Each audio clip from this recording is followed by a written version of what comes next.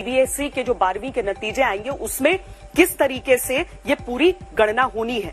12वीं की मार्कशीट तैयार करने की डिटेल देते हुए सीबीएसई ने बताया है कि 12वीं की मार्कशीट का फॉर्मूला होगा 30-30-40, यानी 10वीं और 11वीं के नंबरों को 30-30%, 12वीं के नंबरों को 40% वेटेज दिया जाएगा। इस फॉर्मूले के अनुसार 10वीं के 5 मुख्य विषयों में से जिन 3 में छात्र ने सबसे ज्यादा स्कोर किया होगा उन्हीं को रिजल्ट तैयार करने के लिए चुना जाएगा, यानी जिन्हें हम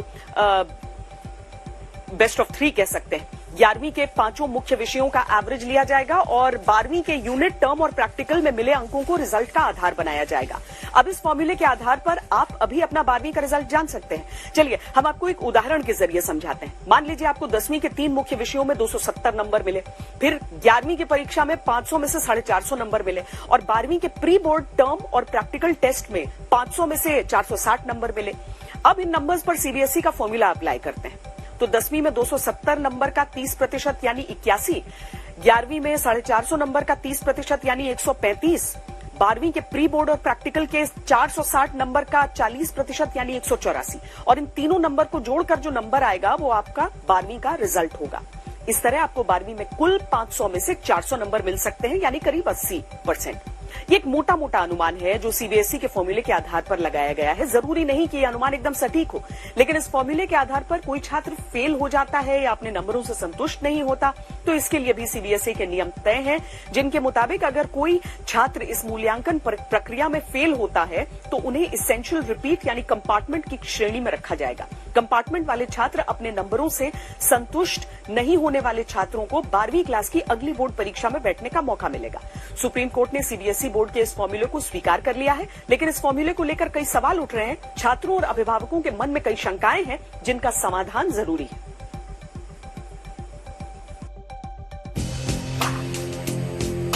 हमें सीबीएसई पे पूरा भरोसा है, जो वो कह रहे कि हमारे लिए अच्छा ही होगा। ये सब कुछ हमारे लिए नया था, तो 12वीं के हिसाब से ही हमारा ज्यादा वेटेज देना चाहिए। इस कोविड सिचुएशन को दिमाग में रखते हुए जो स्कीम इन लोगों ने बताई है 30-30-40 की, ये प्रॉब्ली ठीक ही है। 11th के नंबर थोड़े कम कंसिडर करने चाहिए 11th और 12th से। अब हमारे पास और कोई ऑप्शन नहीं है, क्योंकि हमें कोविड के सेफ्टी नॉर्म्स भी अपने दिमाग में रखने ही है। 14 लाख से ज्यादा छात्रों को आज अपने 12वीं के रिजल्ट का वो फॉर्मूला मिल गया जिसका वो बेसब्री से इंतजार कर रहे थे। लंबी अनिश्चितता के बाद सीबीएसई ने आज क्लियर कर दिया है कि 12वीं के छात्रों की मार्कशीट कैसे तैयार होगी, और ये भी बता दिया कि जो छात्र अपने मार्क्स से संतुष्ट ना हो उनके पास क्या विकल्प होगा। परीक्षा दोबारा भी बच्चे दे सकते हैं, 10वीं की भी 12वीं की। ये प्रोसेस आप कब तक शुरू कर देंगे? परीक्षा अगर इस साल के लिए बच्चा देना चाहता है तो अंदाजा कुछ है कि कब तक वो हो सकती हैं? देखिए, हमारा प्रयास ये है कि जैसे ही रिजल्ट घोषित होगा, वो बच्चे जो सेटिस्फाइड नहीं हैं हम उनका रजिस्ट्रेशन कराएंगे। मैं दोबारा कहूंगा कि इस पॉलिसी के बाद कोई भी बच्चा शायद ना आए, लेकिन हम रजिस्ट्रेशन कराएंगे। वो बच्चे 100 हो, 500, 1000 हो, कोशिश करेंगे कि जितनी जल्दी से जल्दी परीक्षा एक अच्छे वातावरण में उनकी हो सके, जो कोरोना से संबंधित ना हो, फ्री हो, सारी प्रॉब्लम ना हो। उसके लिए जो भी हमको एडमिनिस्ट्रेटिव डिसीजंस लेने, प्रयास करने, वो करते हुए परीक्षाओं का संचालन कर उसका रिजल्ट भी देने का प्रयास करेंगे जल्दी से जल्दी। 12वीं के रिजल्ट को तैयार करने के लिए 30-30-40 फॉर्मूले को सीबीएसई के जिस पैनल ने तैयार किया है उसने इस फॉर्मूले के तर्क और तरीके भी सुप्रीम कोर्ट को बताए हैं। पैनल का तर्क है कि सिर्फ 12वीं के मूल्यांकन के आधार पर रिजल्ट तैयार करना उचित नहीं, हालांकि उसे सबसे ज्यादा तरजीह दी गई है। छात्रों के मूल्यांकन में 10वीं की परफॉर्मेंस बहुत अहम हो जाती है, क्योंकि यही सबसे विश्वसनीय डेटा है जो सीबीएसई ने अपने परीक्षा केंद्रों पर लिया है। इसी तरह 11वीं की परफॉर्मेंस को शामिल करना इसलिए जरूरी है क्योंकि 11वीं और 12वीं में विषय समान होते हैं। पैनल का कहना है कि इस फॉर्मूले के आधार पर जल्द ही रिजल्ट घोषित किए जाएंगे। सारे स्कूल्स को सपोर्ट करेंगे डाटा तैयार करने के लिए, रिजल्ट तैयार करने के लिए, और 31 जुलाई तक हमारा प्रयास होगा कि कक्षा 12 का रिजल्ट हम घोषित कर दें, जिससे कि बच्चे जो बाहर पढ़ने जाना चाहते हैं, जो यूनिवर्सिटी सिस्टम में जाना चाहते हैं, जो कंपटीशन में बैठना चाहते हैं, उनके लिए सफिशिएंट टाइम उपलब्ध हो।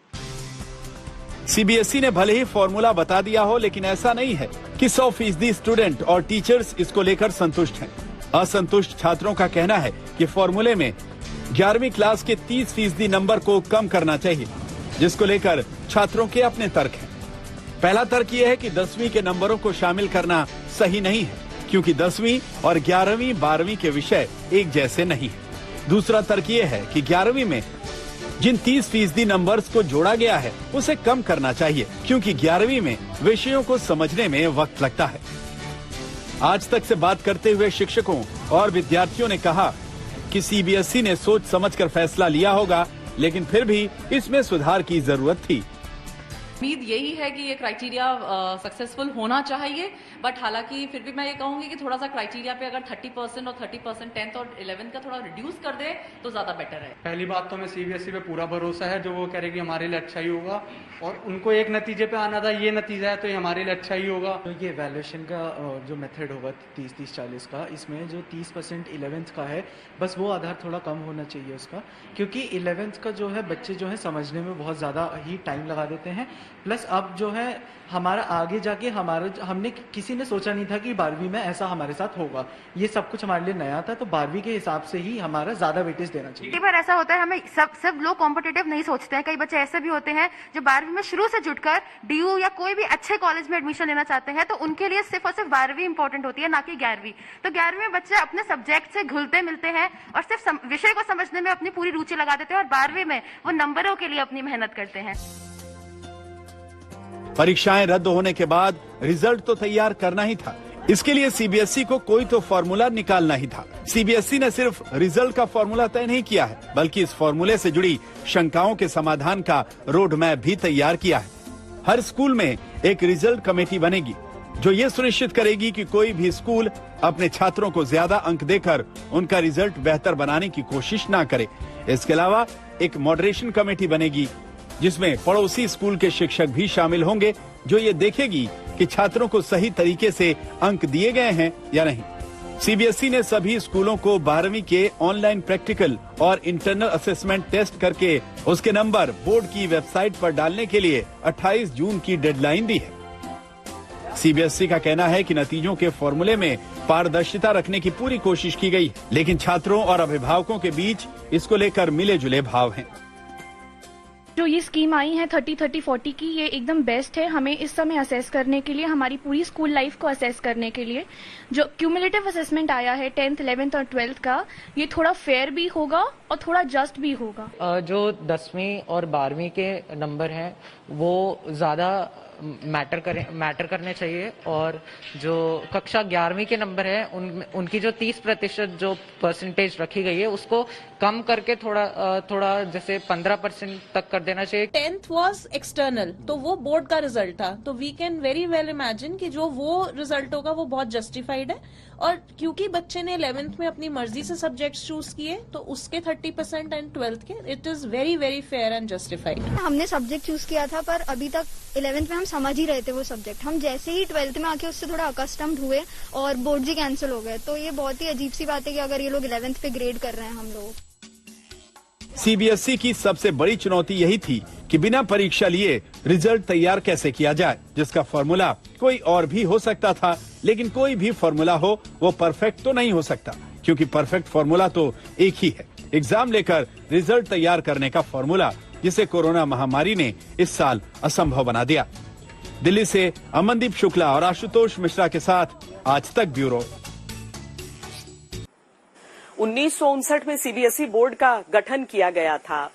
इन पूरे सालों में, 62 साल के पूरे कार्यकाल में अभी तक कभी ऐसा नहीं हुआ कि बिना एग्जाम के रिजल्ट की घोषणा करनी हो। जाहिर है काम आसान नहीं, बहुत ज्यादा पेचीदा था, लेकिन अब भी कई ऐसे सवाल हैं जिनका उत्तर मिलना बाकी है। जैसे कि 10वीं में विषय अलग होते हैं, 11वीं 12वीं में विषय अलग हो जाते हैं। ऐसे में रिजल्ट बनाते वक्त 10वीं के 30% वेटेज वाले नंबर कैसे एडजस्ट होंगे? क्या सीबीएसई के फॉर्मूले के आधार पर 12वीं की जो मार्कशीट बनेगी उसमें सिर्फ टोटल मार्क्स का जिक्र होगा, विषय के हिसाब से नंबर नहीं दिए जाएंगे? उम्मीद है आगे इन सवालों पर कंफ्यूजन दूर होगा, क्योंकि यह बहुत जरूरी है कि रिजल्ट ऐसे तैयार हों कि एक भी छात्र के साथ नाइंसाफी न हो। आज सुप्रीम कोर्ट ने यह बात जब कही तो सीबीएसई की तरफ से पेश हुए अटॉर्नी जनरल के वेणुगोपाल ने बताया कि अगर कोई छात्र फिजिकल एग्जाम के जरिए अपने रिजल्ट को बेहतर बनाना चाहता है तो हालात सुधरने पर यह विकल्प भी देने का मैकेनिज्म तैयार किया जाएगा। यह विकल्प पिछले वर्ष 10वीं के छात्रों को भी दिया गया था, लेकिन सिर्फ 10 छात्रों ने ही फिजिकल एग्जाम का विकल्प चुना।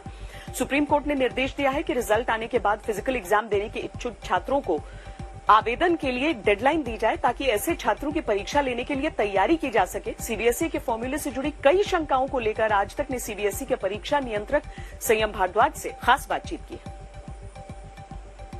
जो वहां रिजल्ट कमेटी बनी है, उस रिजल्ट कमेटी को पूरा अधिकार है कि बच्चों के फेवर में वो किस तरीके से कौन से एग्जाम को लेना है, कौन से एग्जाम को छोड़ना है, वो 2 को लेते हैं, 1 को लेते हैं, 3 को लेते हैं, ये पूरा अधिकार उनका है।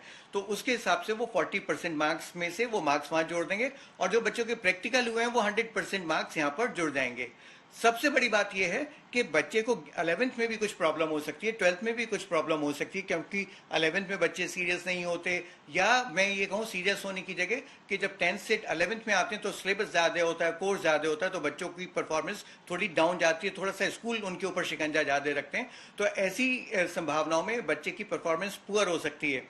लेकिन उस पुअर परफॉर्मेंस को ठीक करने के लिए हमने पूरा अधिकार जो है वो रिजल्ट कमेटी को दिया है। बच्चे की आज की परफॉर्मेंस को देखते हुए वो कक्षा 11 और कक्षा 12 का जो उन्होंने 40%, 30% और 40% कंट्रीब्यूशन लिया है उसको वो मॉडरेट कर सकते हैं। और ये मॉडरेशन अपने जो बेस्ट रिजल्ट बच्चों का उनके बच्चों ने 3 साल पहले दिया, कभी 3 साल के अंदर दिया, उसके साथ वो मैच कर सकते हैं।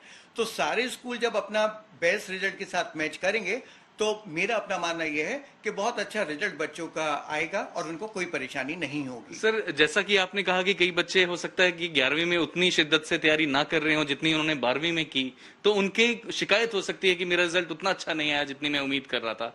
तो क्या बच्चे के पास अपनी शिकायत को कहीं दर्ज कराने की कोई व्यवस्था की गई है? सर देखिए, हमारे पास 2 मैकेनिज्म होंगे। पहला मैकेनिज्म है कि अगर बच्चा सेटिस्फाइड नहीं है तो वो परीक्षा में बैठ सकता है। दूसरा मैकेनिज्म है बिना परीक्षा के बैठे कि अगर कभी जरूरत होगी तो जो भी छात्र है वो हमको अपना डिस्प्यूट भेज सकता है और उस डिस्प्यूट को हम एक जो कमेटी है उसको रेफर करेंगे और उसको देख लेगी, वो कमेटी देख लेगी। लेकिन मेरा अपना कहना भी ये है कि बच्चे की अगर परफॉर्मेंस 11th में कम रही है तो जो रिजल्ट कमेटी है उसको पूरा अधिकार है कि बच्चे की उस परफॉर्मेंस को आज की परफॉर्मेंस के साथ मैच करते हो। अगर बच्चे ने अपने को इम्प्रूव किया है तो वो इम्प्रूव रिजल्ट वहां पर लेकर आ सकते हैं। सर, सब बच्चों के मन में एक सवाल जरूर चल रहा होगा कि रिजल्ट 10वीं का और 12वीं का अब कब तक निकालेंगे? देखिए अमन जी, 10वीं का रिजल्ट हम लोगों का विचार है कि 20 जुलाई लास्ट डेट हम अपना लेके चल रहे हैं। 20 जुलाई तक हम उस रिजल्ट को निकाल देंगे। क्योंकि स्कूल्स ने अभी भी डाटा अपलोड नहीं किया है तो हम लोगों का प्रयास है कि मंडे से हम लोग स्कूल्स को सपोर्ट करना शुरू करेंगे, उनकी क्वेरीज को रिजॉल्व करना शुरू करेंगे।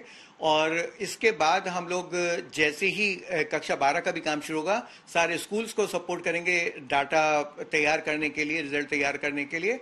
और 31 जुलाई तक हमारा प्रयास होगा कि कक्षा 12 का रिजल्ट हम घोषित कर